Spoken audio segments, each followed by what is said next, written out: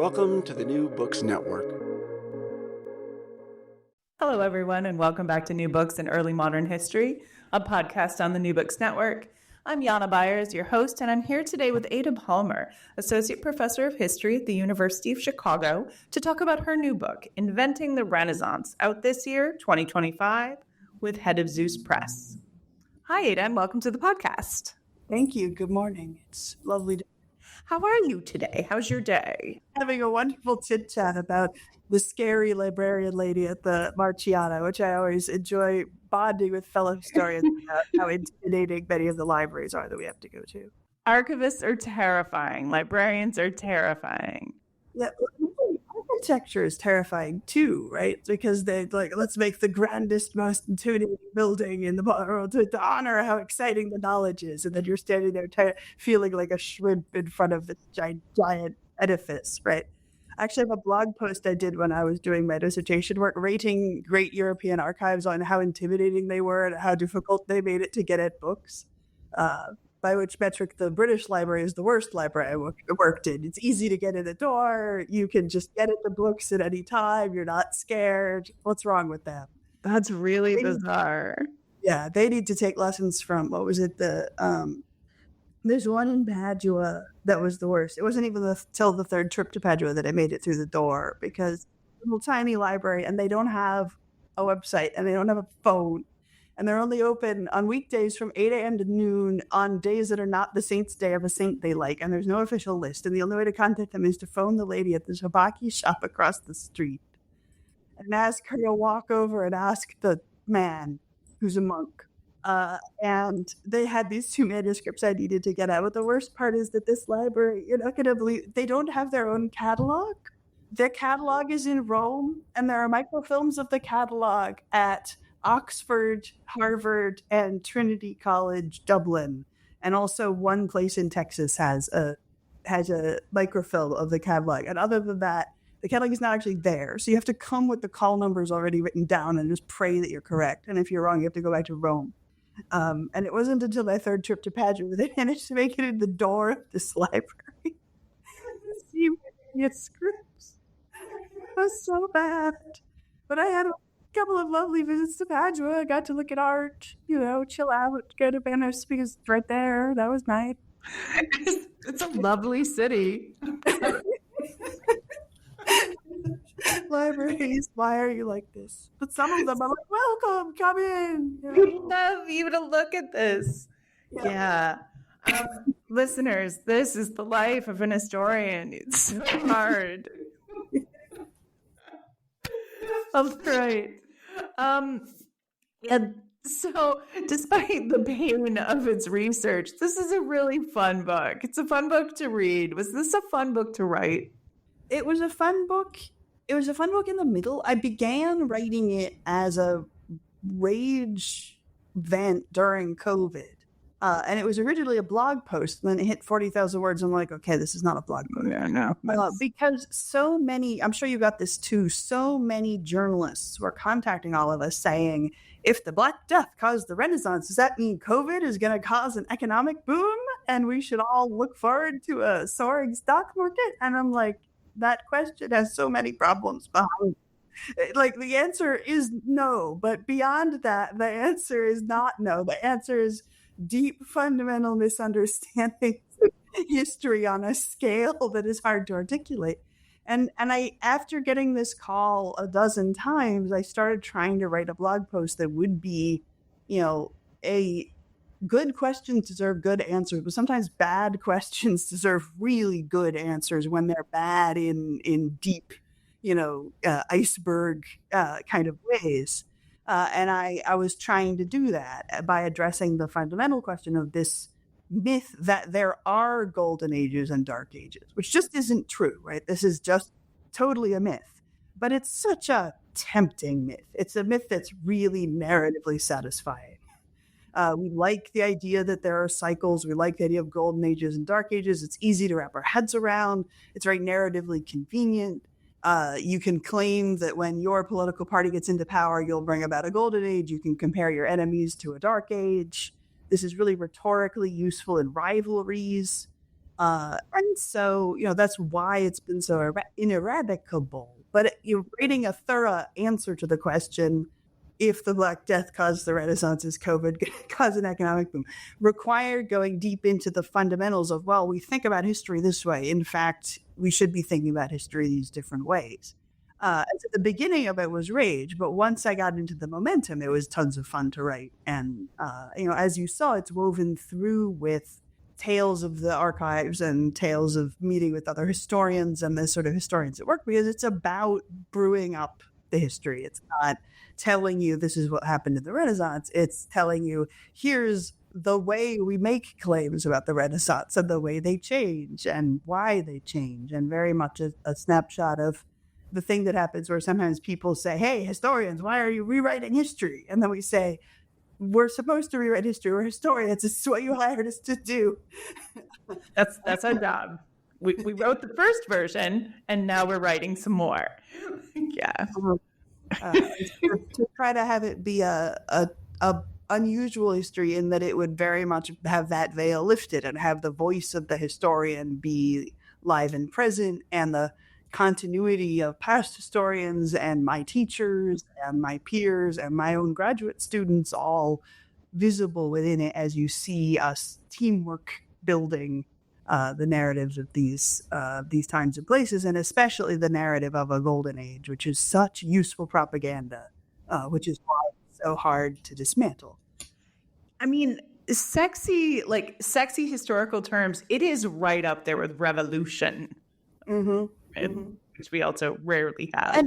And Renaissance is also separate from Golden Age. Renaissance is such a sexy term, and that other periods like to borrow it and use it because it makes anything you use it on sound important, right? And if 20 years from now people start writing books about the post-COVID Renaissance, right, it'll be a sexy phrase. It'll mean less than nothing, but it'll be appealing, and you can see how people could construct it, right? I really hope I don't have to read that book. Yeah. Okay. So tell me what the Renaissance is. Just kidding. Let's start very small. Like, generally, what's the period under discussion, and how would we ever get there? Yeah. So, I mean, the book starts very intentionally with pointing out that we can't even define the dates of this thing. And that should be a warning sign, right? Because usually when we're trying to define something that actually exists historically, we have like an event that occurred. When we draw the line between what we call the early modern period and the modern period, we usually use the French Revolution. And we can all agree the French Revolution happened. And there was a sequence of things that occurred, and they have names, and they had a date, and there is a point at which a thing occurred, and stuff was different afterward. Like, that is a coherent way to organize information. When I walk around campus and I go across the hall to my colleagues in the English department and I ask them, when is Renaissance? They're like, oh, the Renaissance is Shakespeare, and it has its peak just before 1600, and then there's Ben Jonson and all the great people. And then if I go down the hallway to my friends in the Italian department and ask, when is Renaissance? They're like, oh, the Renaissance is Boccaccio, and it's an immediate aftermath of the Black Death. And by the time you get past the year 1400, you're practically at the modern era. And Machiavelli's a modern person. And Machiavelli and his parents are both dead before the English department gets to what they're calling the Renaissance. So this is your warning sign that this is not a coherent period. If in one part of my university it starts in 1250 and in another part of my university it's getting going in 1550. It's the name for a period we claim was transitional between medieval and modern. And usually that claim centers on believing that some change was definitive and defining of the difference between the modern human being and the medieval human being.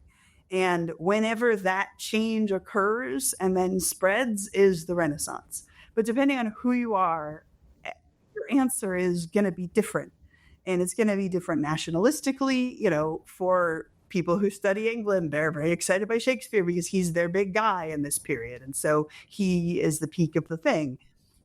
If you're with friends in Amsterdam, it's going to be Northern Renaissance artists and music people, so it's going to be a century earlier. If you're in Italy, it's going to be the people who are writing in Italian. So, they want Dante, Boccaccio, and Petrarch to be the peak of this. And they don't even like the later Italian Renaissance as much when people are mostly writing in Latin for a long time. So you get these weird moments where the Renaissance is like from 1250 to 1400 and then starts again in like 1490 when Machiavelli is writing things in Italian. And in the meantime, there was a whole bunch of people hanging out with Lorenzo de' Medici for a long time.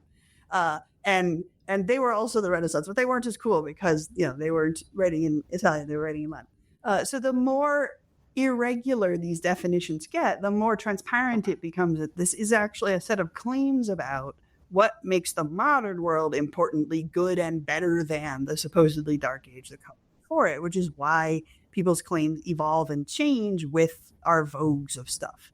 And to give a very brief example, you during the Cold War, get a lot of writing about how medieval society was communal and quasi-like communism, and Renaissance was sparked by the birth of banking in the Italian Renaissance and proto-capitalism, because that's a really lovely argument to be able to make when you want to argue, therefore, the Iron Curtain is the Dark Ages and the capitalist half of our rivalry is the Golden Age because we have capitalism. That's exactly the kind of definition that the Renaissance gets over and over, but it gets a new thing to be proposed. I use the word X factor, right? What is the X factor that makes modern better than pre-modern?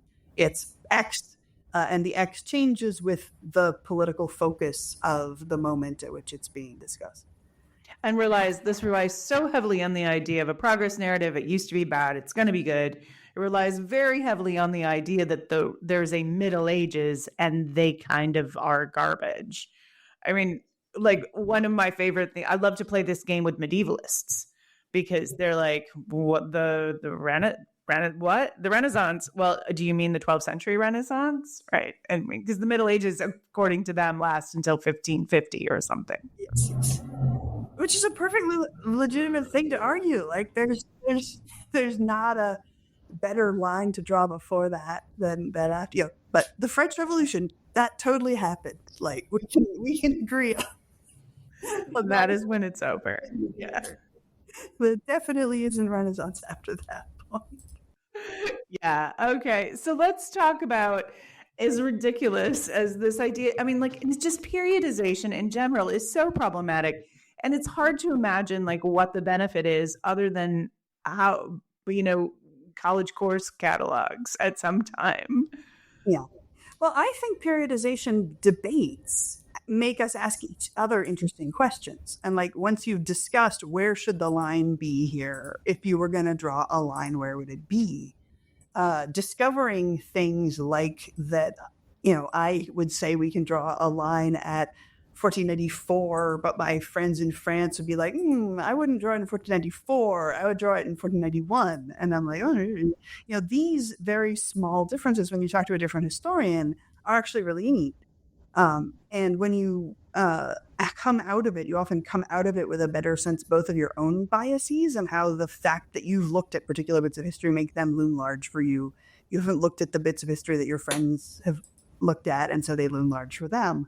That's really fruitful. But I think like historians should discuss periodization and then either never discuss it in non-historians discussing periodization, or else always like throw the veil off and be like, so what are the 5 proposed reasons for this periodization and why, and how has it changed, to make clear that periodization is about judgment call rather than about anything else. And has just a whole lot to do with the questions you're asking, and that in itself is a dialectic that feeds. It's like disciplinary borders as well. If you want to ask someone in the English department about the Renaissance, the questions they're going to ask about what this means are completely different than questions we're going to ask of it, or a medievalist might ask of it, or an anthropologist for that matter. Yeah. Yeah. Okay. But so let's try anyway. What is it like? What are some of the things that might be the X factor of the Renaissance? Yeah. So I mentioned how one proposal is that, banking develops at this period toward its modern form, meaning the brilliant innovation of depositing your bag of gold. One town, going through the bandit-infested countryside without your bag of gold and withdrawing your bag of gold at a different town so that it was not stolen in between. This is an incredibly important achievement because the entire period is very dangerous to move around in, and gets more so when people get richer. And one of the things I sometimes use is to say that in the period of regeneration after the Black Death, when the circulation of goods and people and money is accelerating, it means that the movement of everything that moves with goods and people accelerates, meaning movement of art, movement of fashion, movement of culture, movement of bacteria and viruses, movement of all sorts of things gets faster over the course of that century, which means wealth becomes wealthier faster. Cities can grow to have large urban populations and therefore large urban industries faster. Import-export can accelerate, and the wealth that comes with import-export can accelerate. So to give one very specific example, England produces lots of wool. England does not produce lots of oil. The only oil crop that England could grow in this period was walnuts. Walnuts are a very inefficient oil crop per acre, and they also turn everything brown. The only way to process wool into nice, thin, fine, non-itchy wool, the way suits made of wool are, requires large amounts of oil as part of the industry of the way the wool is processed. Without that, what you can make is heavier, itchier wool, which nobody wants to buy except as a winter blanket. So England has this problem where they have to either import large amounts of costly olive oil by having an alliance with Spain, which has the ability to close the Strait of Gibraltar, or the alternative, if they can't have peace with Spain, is to export the English wool crop to the Mediterranean. And that requires solid trade networks. So there's a patch of time when Florence is monopolistically buying 100% of Britain's wool crop, except for what's domestically kept at home, taking it to Florence, processing it into high-quality, thin, non-itchy wool, and re-exporting it. A lot of it, in fact, back to England again. But more wealth is generated when the wool becomes wool people will pay a lot of money for than when the wool becomes wool that fewer people will pay money for. Therefore, large centers of wealth can develop with rich people who are therefore spending on luxury goods. The luxury economy grows. The size of capital grows. All of this economics is happening. The economic stuff is tied to also they can have libraries. Libraries are expensive. A single manuscript book copied on parchment costs as much as building a house. You need to have centers of wealth to have libraries. You need to have centers of wealth to have science. And you just get ever so much more so of these things happening when stuff moves faster and wealth concentrates. None of this didn't exist in the Middle Ages. All of it existed in the Middle Ages, 100% of it. Very, very few things are innovations in the Renaissance. It's just that they grow in quantity and they grow in concentration so that they're increasing faster, right? And when we look at innovations in banking, they're starting in the 1100s, but they accelerate after the Black Death. Innovations in cloth manufacture accelerate after the Black Death. Innovations in literature, the building of libraries, the number of libraries in Europe with over 1,000 books skyrockets in this period. All the books were there before, except for the very new books, right? These are, when we talk about people discovering manuscripts, they're not Indiana Jones style finding them in Foom. They're not modern day style, digging into Pompeii and finding the half-burned papyri and transcribing them. The books were on shelves. They're just reproducing them a lot more because you need a lot of wealth to make books. You just need a lot of wealth in the whole civilization to be able to spare enough man hours on books that you don't need to spend on a combination of food, enough garments to be not freezing to death in winter, firewood, and walls, which are the four things you really need to be alive and human in this period, right? Right. Especially in Europe. Yeah, in Europe very much. So the amount of extra sort of economic industry that humans can do. Aristotle is not wrong that there are a lot of things you can do when there are cities, and therefore concentrations of what we would now call division of labor, making labor more efficient, and therefore extra labor that can do things like translate Greek or have a book. And all of these things are around in the Middle Ages, but they concentrate in greater scale and therefore move faster and accelerate as these decades advance for both good and ill, right? Because better technologies, better metallurgy, better armor, better cannons, bigger cannons that can smash city walls more effectively, deadlier wars, higher civilian casualties. The concentration of wealth and power means the concentration of everything, destructive as well as constructive. So the wars get bigger and deadlier at the same time that the libraries get bigger and more full of innovation. All right. What's humanism? Yeah. Humanism is a word we made up a long time later, used for an intellectual movement in the Renaissance that intermittently from the 18th century to the present, we like to claim is the defining difference between Renaissance and medieval, if we want to define it intellectually. If we want to say that the change and the difference between a modern person and a medieval person is in your brain, as opposed to in your wallet or in your factory. If we want to say it's in your brain, humanism is the word we use for the difference between the way a medieval person thought and the way we think. We get this word from the noun humanista, which was a teacher of the humanities, specifically this new way of teaching focused on the Greek and Latin classics. There was a rival to the scholastic method of teaching, which for modern people familiar with modern Jesuit schools, that's the closest thing in modern times, that focused more on Aristotle and on logic. But there was this innovation in education. And what it meant really was reading the Latin classics in a different way with a different goal. And here I'm going to dive in and describe it, and then I'm going to come back to, but remember, all of this is propaganda. The goal of humanism, as articulated in their own writings about what they're doing, is that the world that they've been born into is a world of ash and shadow and shattered, and there are many different tiny polities all vying with each other, and there is no stability because there is no stable and coherent government because there is no peace. And the ideal that they look backward to is the period of the Pax Romana, when there was peace all across the connected European and Mediterranean worlds.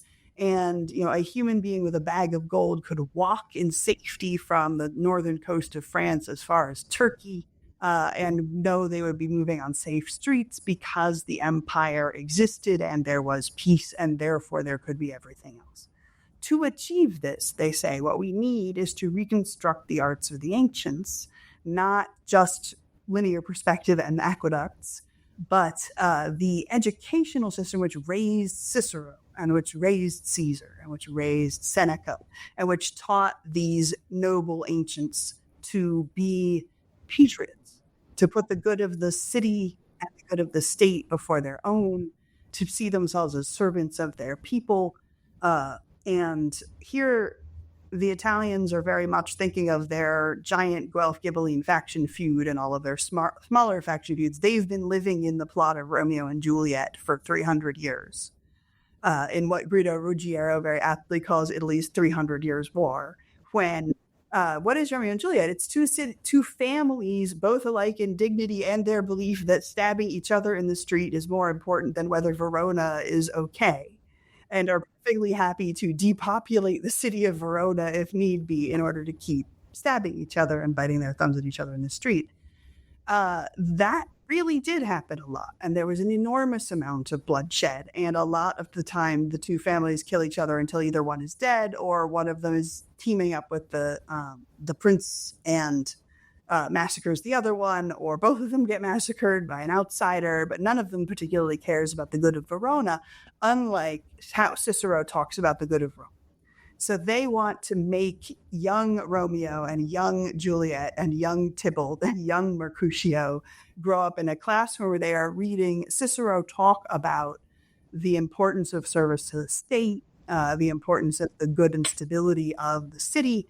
And they think that then when that next generation grows up, instead of stabbing each other in the street, they will be brave and they will be virtuous and they will be faithful and they will put the good of the people before the good of their own family. And they will care more about the city's honor than they do about their personal honor, and that transformation in the political class, the educated oligarchy, as well as the elite monarchs, will bring about a golden age in the sense of peace. So they say, we will trek through the Alps and find these books, and we will bring them home, and we will convince the wealthy families that their best survival technique, if you are Lord Montague or Lord Capulet, is for both families to start reading this stuff, and that then their kids will be more politically successful and our world will become more politically stable. And this is a very appealing idea when you are the Prince of Verona who's really sick of having your kinsman, like County Paris, get killed in these stupid brawls. And so you do spend the money to make the library and to fund the expedition to Constantinople when a scholar says, hey, they have Greek, send me over there and I'll come back with the secret arts of Plato about the nature of the soul, and I'll share them with our people, and then we will be wise and we will be able to rule as well as the ancients ruled. And they create a new educational system based on the classics. And the modern humanities are the descendants of this. And this is a multi-generational project because, the call begins shortly after the Black Death in the late 1300s. This is when the idea originates.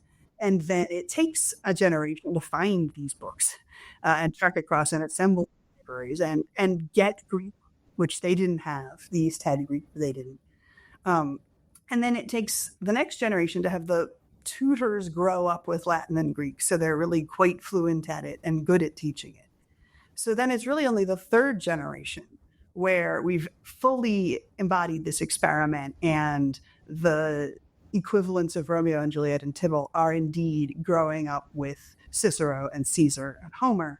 And it's that generation that grows up and is Cesare Borgia, fights the biggest, bloodiest, most treacherous wars Italy had seen in what is now the Italian 400 years war, the Italian 300 years war. And everything gets way more wrecked, and the French invade, and the French invade again, and then the Germans invade. And none of it does what they thought it would do. However, it does fill Europe with libraries. And it does mean that royal courts from Hungary all the way up to Scotland are importing the trappings of antiquity and teaching Latin and teaching Greek, and excited about the humanities, and definitions of power are now, do you have a big intimidating library with huge columns on the outside that look like Roman columns?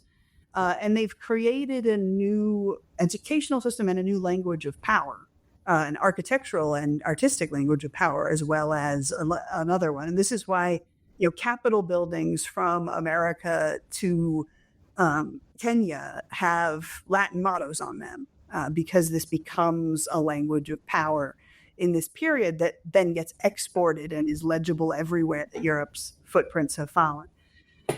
So the idealistic answer to what is humanism, it is the philosophy that was in those books that wants to celebrate the soul and its great potential, and the fact that human beings, especially when elevated through education, can create a sort of a human-centered ethics. And later periods are very excited about this as the dawn of an age of reason, and an age of humaneness, and an age in which, instead of focusing its studies exclusively on God, people are now starting to focus their studies on man.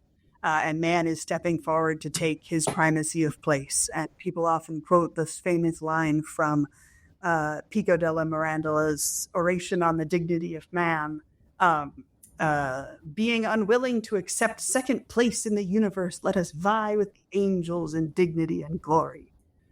However, in the following paragraph, Pico goes on to explain how to transform your soul into an angel through soul projection. Because humans suck, and in fact, we just want to turn ourselves into angels right now, he says in his book, which is not an oration and is not about the dignity of man, as proved by Brian Copenhaver in his 1,000-page book, Pico and the Art of Magic, aka Pico and the oration, not on the dignity of man. It's a movement that is very easy to make feel idealistic, because it was trying to attempt something we can almost call social engineering. It was trying to take a world that was absolutely saturated with distrust, factionalism, very harmful ideas of honor, and make a giant civilizational intervention through education, which would turn people's minds toward peace, collaboration, faithfulness, etc. It didn't create peace. It wasn't secularizing and rational in the way we want to look for. And people who are very familiar with the idea of secular humanism, those histories of humanism as a secular movement were written in the 19th century in a very cherry-picked, this one sentence in this paragraph sure feels like this. I know that the entire subsequent 3 pages are about turning yourself into an angel.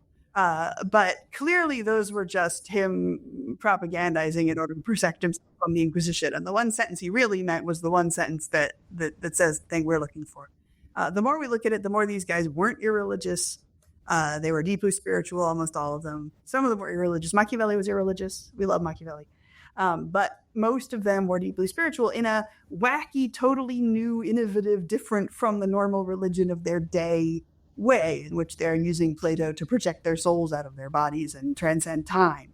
They aren't orthodox, but they also aren't atheists. They're doing new, weird, wacky, innovative stuff that doesn't resemble us and doesn't resemble their predecessors and doesn't resemble their peers in their own time. They're cool, fringe, nifty guys doing their cool, fringe, nifty stuff, from which the 19th century cherry-picked quotes and made this idea of secular thought having had an origin in the Renaissance. But what really has an origin in the Renaissance is just, hey, we can transform society through education. We can make a different world through the books that we put informatively in the hands of the people who shape everything. And while in the Renaissance, which was still very, very, very oligarchical in its political thought and very solidly believed that only a tiny elite minority of people were capable of political engagement, the idea, though, that you needed to educate all of those people, and that every so often, Plato says this, right? Every so often a soul of gold will be by chance born to parents of iron. You want to, in Plato's Republic, spot that soul as a diamond in the rough and bring them into court and educate them. And so the Renaissance is listening to Plato and looking around for that occasional soul born improbably as a diamond in the rough, like Poliziano or Cardinal da Costa, who was the son of a swineherd, but had a brilliant head for languages and managed to self-teach himself Latin, get a priesthood, impress people with his scholarship, get made the personal confessor to the King of Portugal, eventually a cardinal, and is the only genuine rags to riches cardinal in this multi-century period. There was one, for real.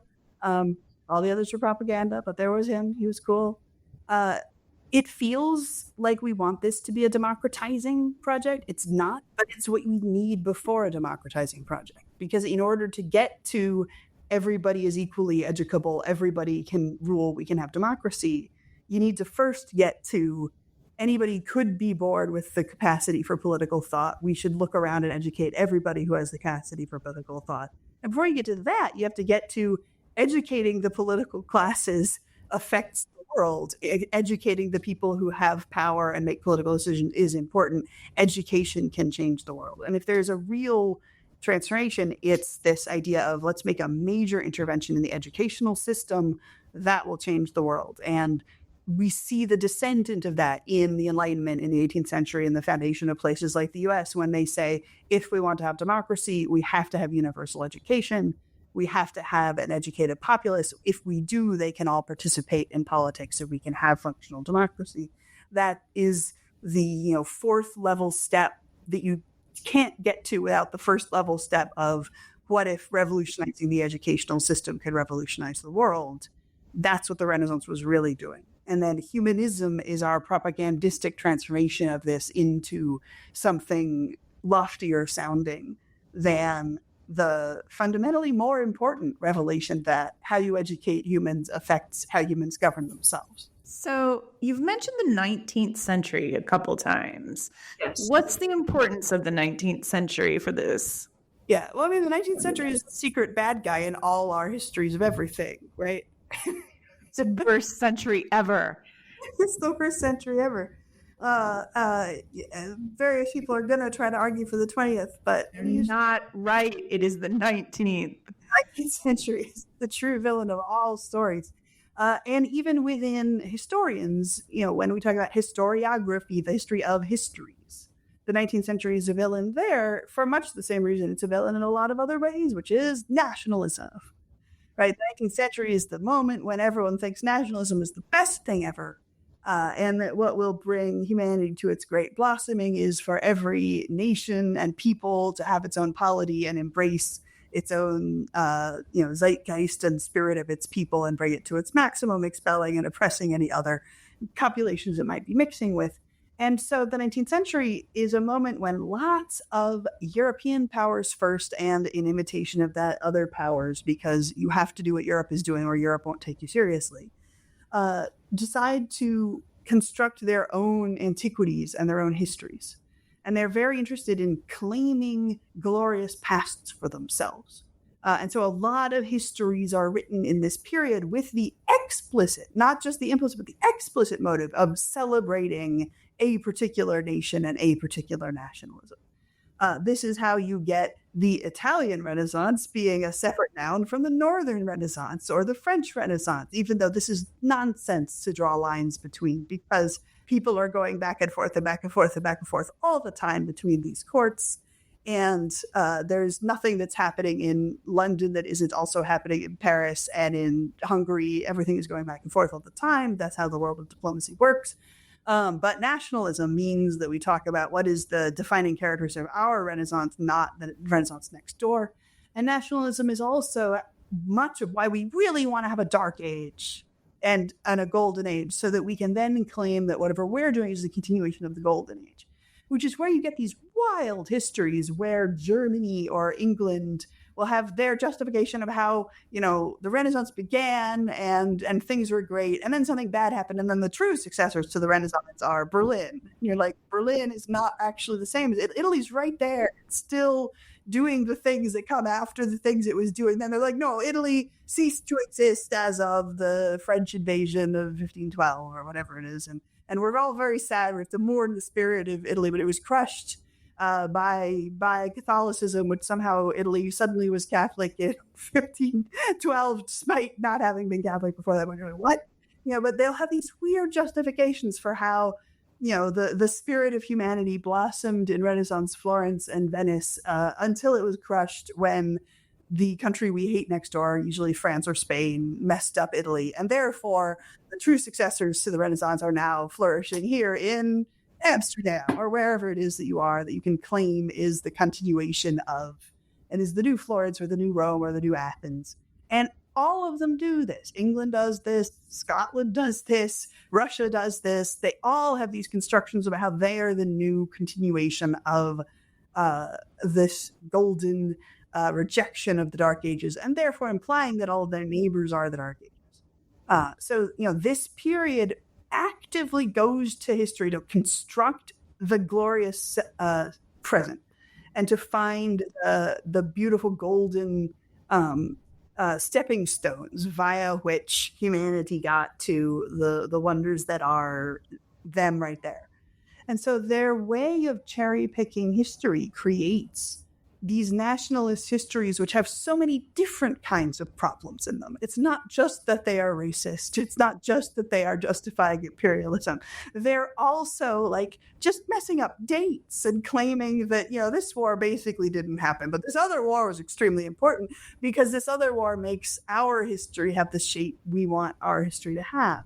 And there's a point in the book when I quote the opening preface to a 19th century or very, very late 19th century translation of an old Norse epic. And you're like, what is an Old Norse saga being translated by an Englishman in the late 19th century have to do with constructing the Renaissance?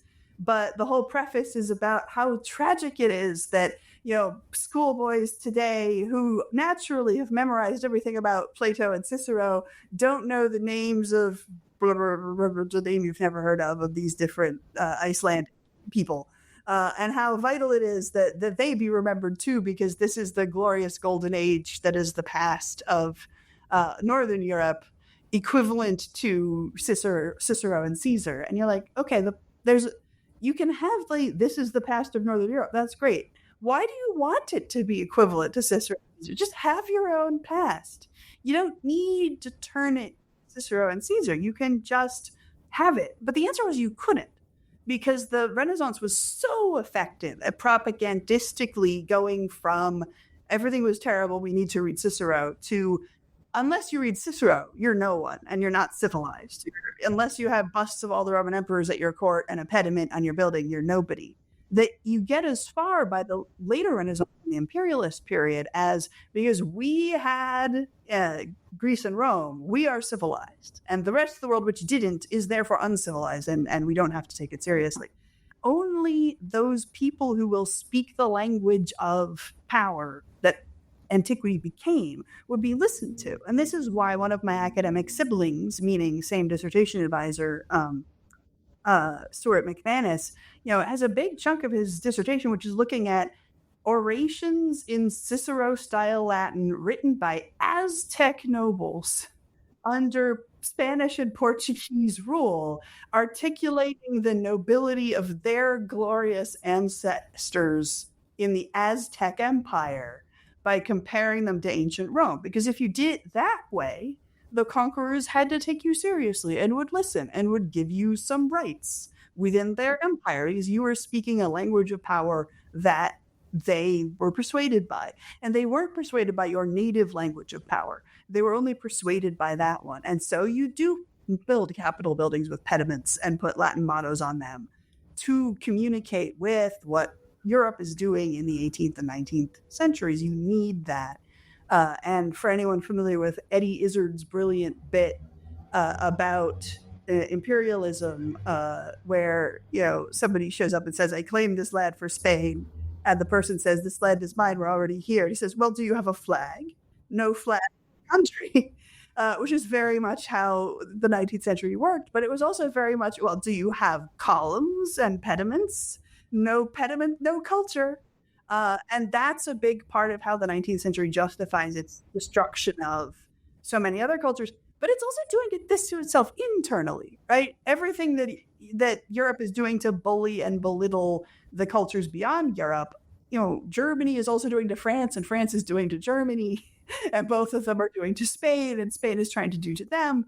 Because if you can claim that Petrarch or another famous Renaissance person or Leonardo da Vinci is somehow more consonant with the spirit of what you're doing than the spirit of what your rival next door is doing, then you are the true Europe and the true successor of Europe's glorious past. And your next door neighbor is not the true Europe and is the successor merely of the Dark Ages. And the 19th century does this with its history, which is why so much of what we have to detangle when we're trying to get rid of the Dark Age, Golden Age myth is 19th century shaped by nationalism. It doesn't hurt that they wrote everything, right? Yes. They invented disciplines in scholarship, and mostly they wrote it in German, but they wrote everything. Yeah, so much. And doing it with this idea of A, nationalism is good, B, nationalism is the goal. Mm-hmm. And then so what we've got then is this, what I'm getting from you is this idea that much of the discipline of history in the past has been about creating a past that is beneficial. Yeah, creating a past that is politically convenient, triumphalist, creating a past that lets you make what you're doing in the present excellent and glorious. And sometimes that means a bad past is also politically convenient, because you can say you rose from these ashes and these mud pits and you rejected it and you moved on to new things. Not only glorious pasts, but terrible pasts can also be very convenient. But a lot of this is construction of the past over and over. And the Renaissance is first constructed in the Renaissance. It's a propagandistic invention of the Renaissance itself. This is why I always begin by saying, hello, medievalists. You all deserve an apology from the Renaissance. It's my guys' fault. They invented the Dark Ages and smeared your guys. I'm sorry on behalf of On behalf of my guys, they totally owe your guys an apology, and you personally an apology as well. Because they invent this idea of the world has been in an age of ass and shadow. Antiquity was a golden age. Let's try to have a golden age again. And the Renaissance doesn't begin by claiming to be a golden age. It claims to need a golden age. And then it claims to be working toward a golden age. And then it starts claiming that this particular king has achieved a golden age. And there's now a golden age in Naples, but nowhere else yet. And then it gets to, okay, we probably have a golden age now. And then it gets to, actually, it doesn't feel very much like a golden age because we're being invaded again. Did we mess up? Did the golden age happen? Is the golden age still coming? Was there not a golden age? Was there a golden age over there? Did we have a golden age under the previous king? But now that he's dead, everything sucks again. Which moves forward, because the Renaissance is several centuries long. We don't know which centuries because people disagree about it, but whoever you ask, there are definitely at least 2 centuries, not 3, that are Renaissanceoid. Enough to go from, hey, let's have a golden age, to, I think we might have a golden age, to, wait, was that a golden age? Did it work? I'm not sure. To, that this is definitely not a golden age, guys. We need a new plan. That's Machiavelli. That's for those who really want to understand Machiavelli's significance, he's Mr. Hey guys, this is totally not a golden age. It's not working and we need a new plan. And everyone else is like, no, the old plan is a good plan. We got to keep doing the old plan harder. And he's like, guys, Cesare Borgia is right here. And I'm really sure this is not a golden age. And they're like, you're weird. Go away. They don't listen to him for a long time, but he's the one who really is. Guys, I actually think that this is not what we thought it would be, and that we need a new plan. And the new plan should be being social scientists and observing the world, and from it concluding what works and what doesn't, and repeating the things that work and not the things that don't, which is Machiavelli's big invention. Political science, including history in the modern sense, using the past as a casebook of what worked and what didn't, as opposed to a series of moral maxims which will form our souls toward nobility so that we could read about Caesar and osmotically absorb his virtues from reading about him and become better people, which is what history was for before Machiavelli. And that is not what we as historians do now. Although even in the 19th century, they still were at it a bit there with... Absolutely. Yep, that's it. And I can't think of a better place to end this interview than right there. That is wonderful. Oh, this has been an absolute delight. Thank you so much for joining me. Thanks for writing this book, and thank you for talking to me about it. Well, it's been a pleasure chatting, because you know this stuff as well. So the rapport of, and then our guys did this, and your face winces. I know the listeners can't, but just reimagine this conversation with wonderful, delighted exchanges of oh yes, and oh yeah, expression point and forth. But this is why you can't tell a history of the Renaissance by only looking at the Renaissance. You have to tell the history of the centuries that have told the myth. And it's weird to have a book about the Renaissance begin with 19th century, 20th century Cold War before plunging back to talk about Petrarch and Machiavelli, but otherwise we can't get through how much of this is a propagandistic construction, all of it. Yeah. Precis. All right. Thanks very much. Ciao.